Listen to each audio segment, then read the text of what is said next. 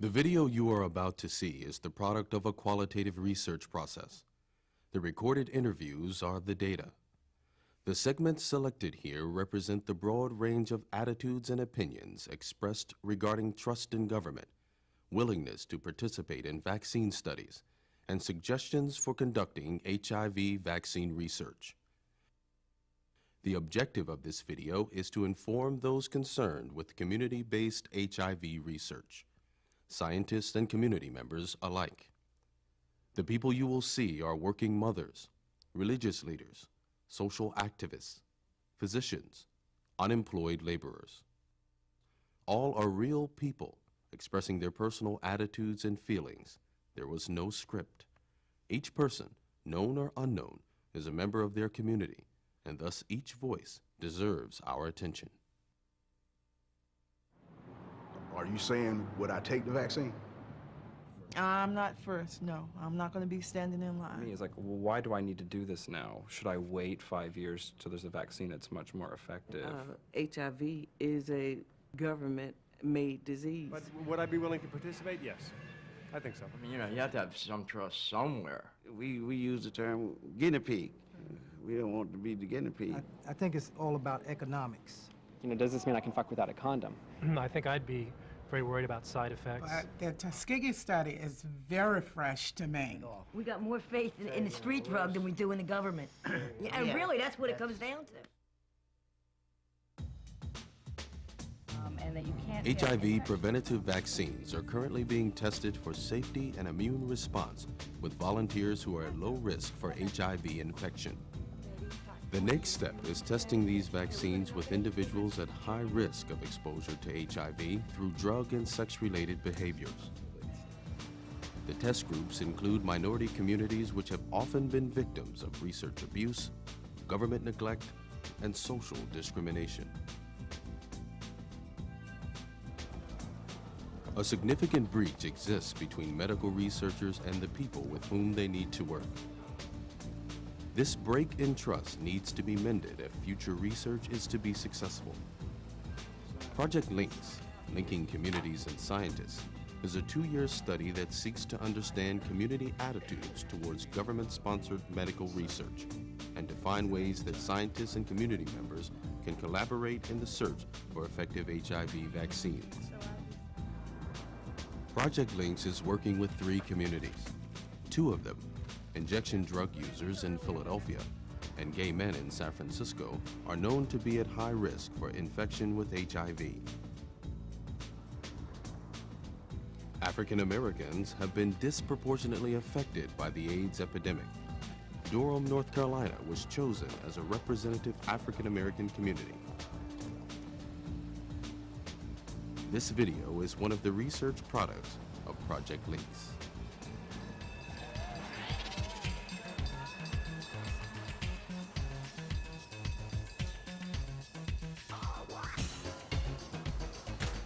San Francisco's gay community is remarkable in its diversity.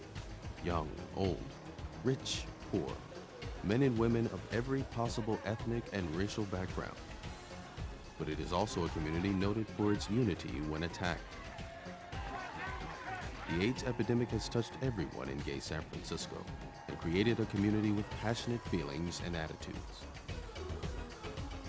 We've been so strongly impacted by this epidemic that you're probably going to find more people here who would be more interested in trying something, anything.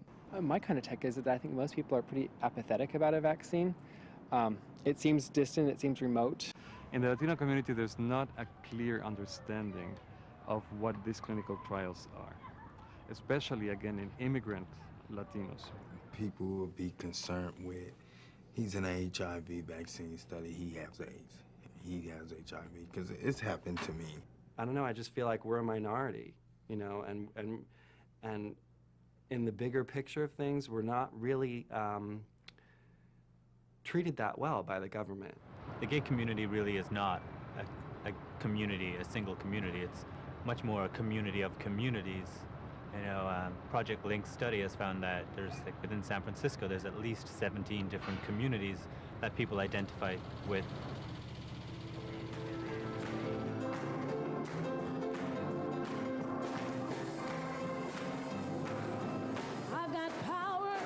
my soul.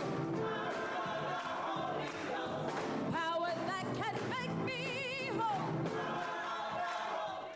Survival has always been a struggle for African Americans. In Durham, North Carolina, the legacy of this struggle can be seen in the political activism and unity of its people.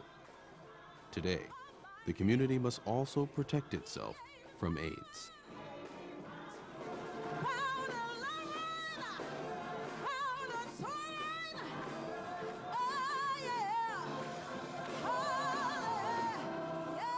Our race, the black race, were victimized in some of their surveys and researches. That's documented.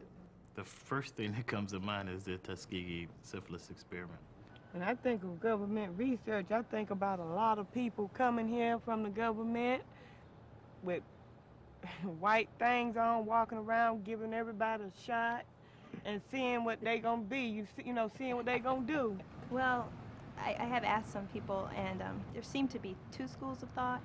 Either they think that the research that would be done would just make them guinea pigs, and that they would be harmed by the research, or that there will be research done that doesn't include African Americans at all, and so they will be left behind. This is the first time I probably talked about it openly. Matter of fact, me and Sherry good friends, and I don't even think we ever talked about it. Yeah, we talk about a lot of things, but I don't even think we ever talked about our opinions on HIV or AIDS. They'll unleash things on the community, and then they can't deal with it anymore. When it gets out of hand, it's like, well, we've discovered. And you know, a lot of times when they say they've discovered, it's not a discovery. It's just we are the one who are discovering it. They're the ones who put it out there. Government got a whole lot of secrets, and it just puzzles me. It just worries me. It just makes me think about, are they really going to be honest with us?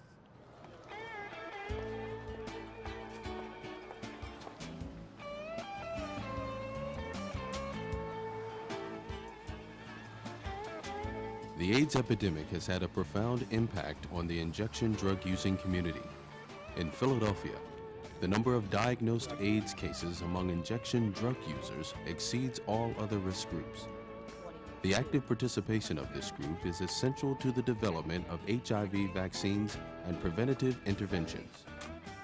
But the group's limited connection to community institutions and its distrust of those outside the group make traditional research methods difficult. Why do you come down in my neighborhood as if to say we're the only ones that have it? And what good is it going to do you for you to help cure me? The people in Washington, to us, to them, we're nothing. We're just a couple of junkies out on the street. I think this whole thing started with the government anyway.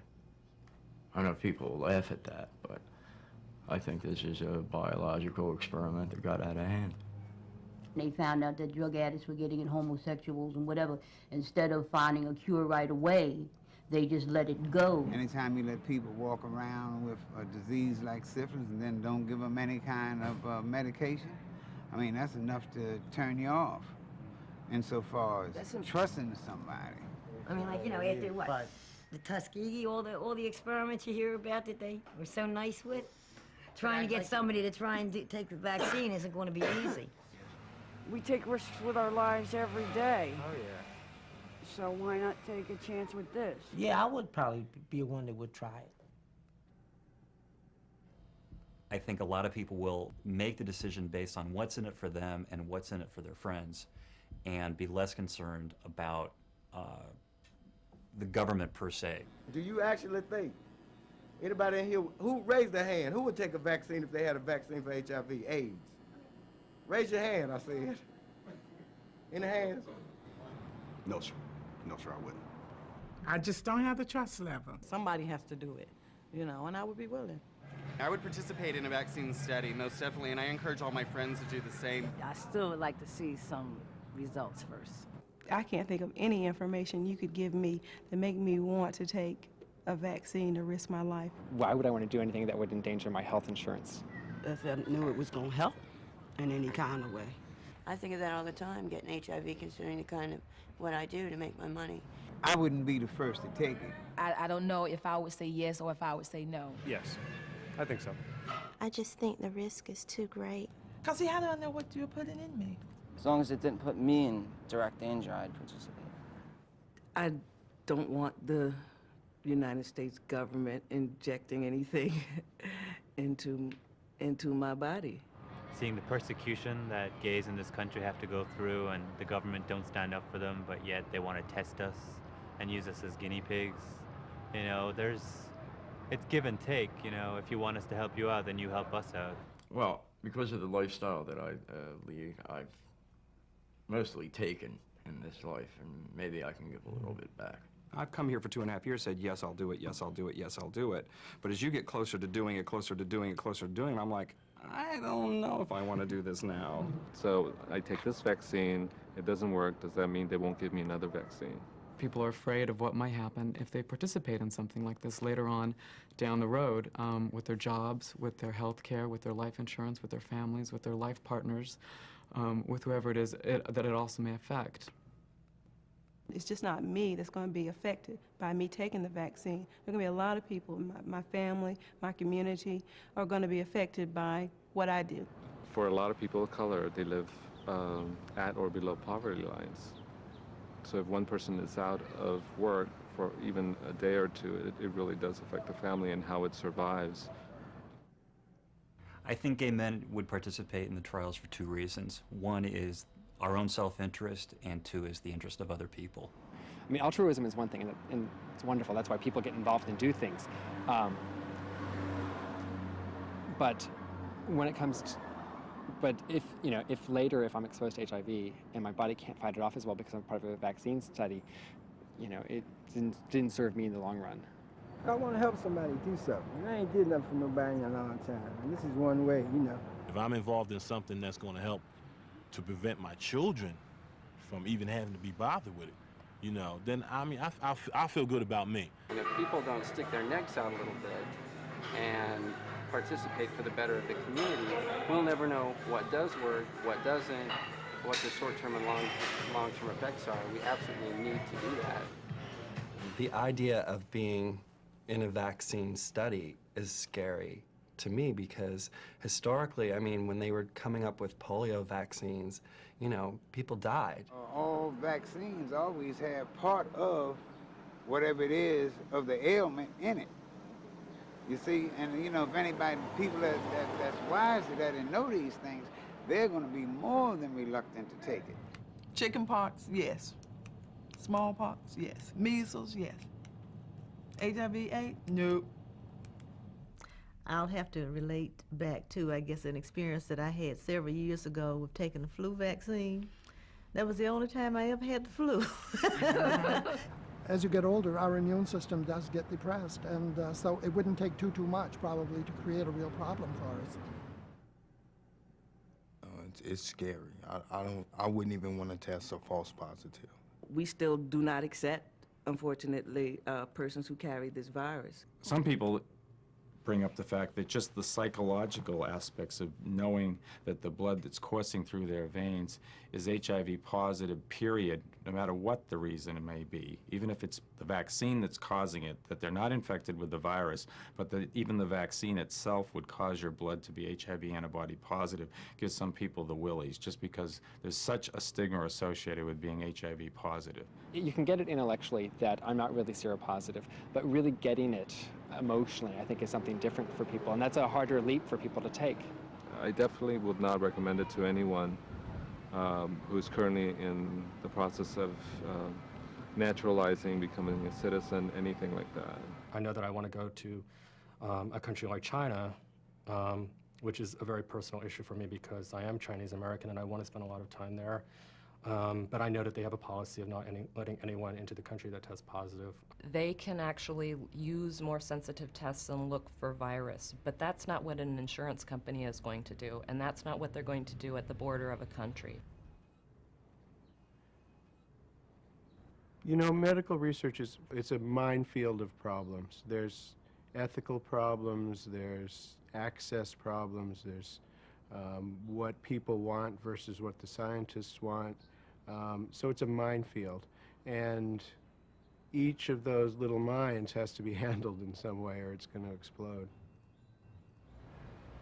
To establish trust with the community, you need to go where trust is already established. Like involving the churches and all the local areas where people have trust at. I think that would help out, and the community advisory boards being on every study that's done to make sure that those things that are being done are on the up and up. A lot of people go in, and this is certainly true for physicians, go in with a sense, we have something to give you. Well, that's open to question. And that means that the scientists have to slow down and really listen and take time and try and put themselves in the shoes of somebody else. You just can't send the white-collar worker, you know, to the ghetto, to the abandoned houses, and think that they're going to get any type of response, because they're not. It's just like now. 3 people since y'all been here have came to this barbershop and asked me, what them white people doing out there? For the government to make this thing work, they will have to come to people like Vic, the people in the community who are actually in the community, and try to get them to speak for them. Well, the Italian word is cicerone, a guide. You have to have somebody who gets you in, somebody who can vouch for you. After that, it's all on you. It would really come down to who asked me and how they asked. Enséñame en español, hazme un video en español, hazme un folleto en español, un formulario en español.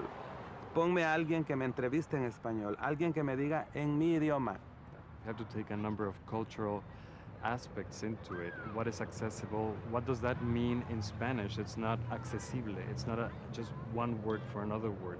There are a couple of concepts that need to be, if not translated, that need to be interpreted. Because they would just like nod their heads to the doctor, being very respectful, honoring what the doctor is saying or the researcher is saying, but not really understanding a single word that they said. There's a lot of people that just want to help, and that's why they do it. But there's some people that, you know, a good amount of people that money or some kind of incentive, vouchers for something, definitely helps them make that decision. You're going to have something even to draw them in the door. Yeah, that's you know, true. and Money nothing, seems to and you always see, work. yeah, and nothing is going to draw them like $1. I think the best way they can relate is like something like this, where they're offering a practical service or practical information. It definitely will encourage people to participate, whether that is an HIV test or some kind of counseling. There's a risk, however, if you incorporate too many services, healthcare services, with a preventative vaccine study, that you become coercive in nature, that the benefits of participating way outweigh the risk. In '92, I was part of the GP 120 study. We went through a process of informed consent, and at that point, I understood it, or I thought I understood it. I wish I would have had some time to, like, you know, think about this, read this over, talk amongst your friends about it, and then come back in a month. People need to know the background before they ever come in to do informed consent. They need to know what a clinical trial is. They need to know why they have to be big. They need to know what the ethical problems are. They need to know what the risks of being in a vaccine trial are before they come into a clinic and hear about a specific trial of a specific product. This, you know, a discussion group, this is much more interesting than like just sitting, you know, and talking with, you know, like a counselor or something. This, you get sort of a different take on. It's funny, it's comforting to me to know that everyone's has equal reservations about even doing this. It's like, okay, so this is not me just being sort of freaked out about this. This is kind of freaky thinking about doing this. The problem I have is an ethical problem. If we're going to ask people to use a vaccine without asking them to do some very serious preventive measure to protect themselves from the disease, then I think we really stand on risky ground. They're taking out the high-risk group, us those things. Now, we've been spending all this time telling people, be careful, be careful. Well, how are they going to get the result? Know that this thing is working. What are we going to do? Tell people, oh, well, never mind being careful since you're on the vaccine. Forget taking precautions? Risk reduction counseling, you know, individuals lowering their risk of exposure to HIV is going to be paramount in conducting vaccine trials, because we know the nature of the beast is that people are more likely to increase their risk potentially if they think they're protected against HIV. So not only are people going to need the standard counseling that everybody gets when they go and get tested for HIV, but we're going to need to make sure we point this out to them that they're probably by nature be thinking they could take more risks. People might end up missing the fact that they've become infected and assume, oh, it's just my old vaccine antibody that's out there. So unless, the vaccine research, the trials commit to following up and caring for these volunteers literally for the rest of their lives, there's a real danger that they're going to do them a disservice. A lot of the thought process around all of this is very, very short-sighted. Not thinking of what's going to be needed in the long term.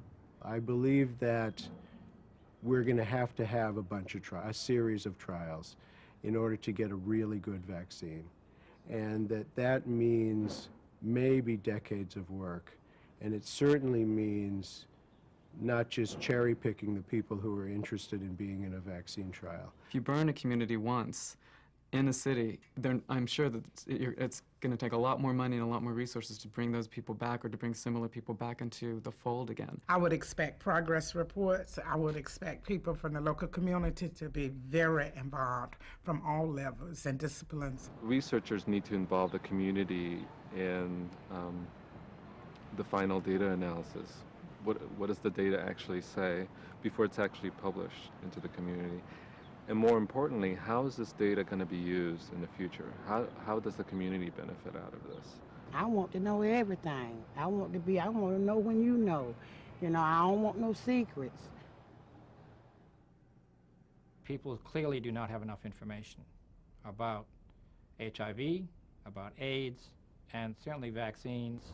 And not in jargon, not in medical jargon, but in real, layman's terms about what they know, what is known, and what is not known, and be honest. Don't BS anybody.